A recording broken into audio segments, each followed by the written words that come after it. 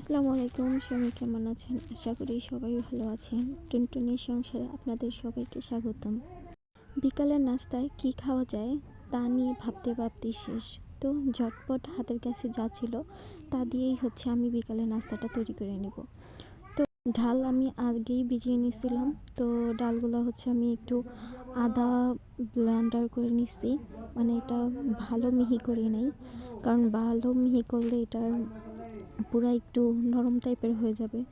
তো এতে আমি দিয়ে নিলাম পেঁয়াজ কুচি, মরিচ কুচি, ধনিয়া কুচি, তারপর পরিমাণ মতো লবণ, হলুদ গুঁড়ো, মরিচের গুঁড়ো, ধনিয়া গুঁড়ো, তারপর চটপটির একটু মশলা দিলাম। তারপরেই তো সামান্য পরিমাণ আদা রসুন দিয়ে এটা ভালো করে মেখে নিতেছিলাম। আর পেঁয়াজ কুচিটা আমি বেশি করে দিছিলাম যাতে মুখের মধ্যে লাগে। এটা এই তো কড়াইতে বেশি করে তেল দিয়ে ফেললাম, দিয়েই আমি একটা একটা করে ছেড়ে দিতেছিলাম। যেহেতু এটা আমি আদা ব্লেন্ডার করেছি, তো এটা আর তেল অনেক বেশি দিয়ে ফেলছিলাম, তার জন্য এটা একটু একটু ছুটে যাইতেছিল।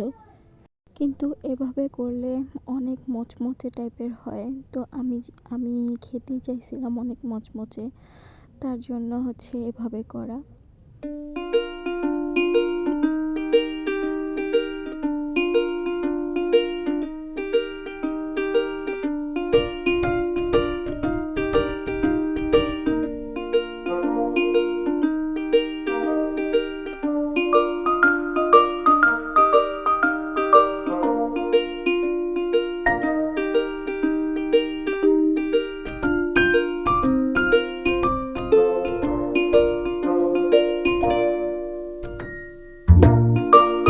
এই তো পেঁয়াজু আমার হয়ে আসছে, তো আমি এক এক করে ছাঁকনি দিয়ে এটাকে তুলে নিতেছিলাম।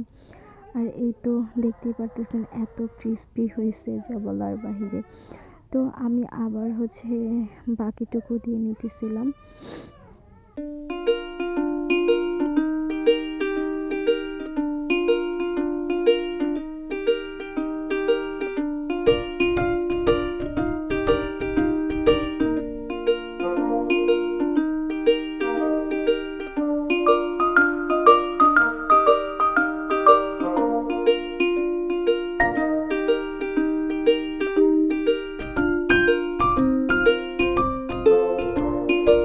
এই তো আমি এখন ভেঙে দেখাইতেছি যে কতটা পারফেক্ট হয়েছে, যেরকম চাইছিলাম ঠিক সেরকম।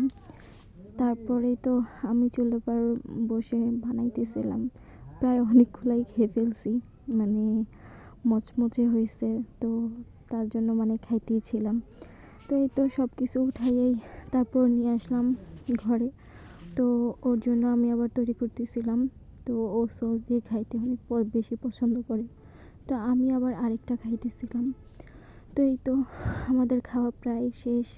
তারপর মনে হলো যে একটু ক্ষীরা কেটে খাই, তো সাথে সস দিয়ে ভরিয়ে তারপর খাইলাম।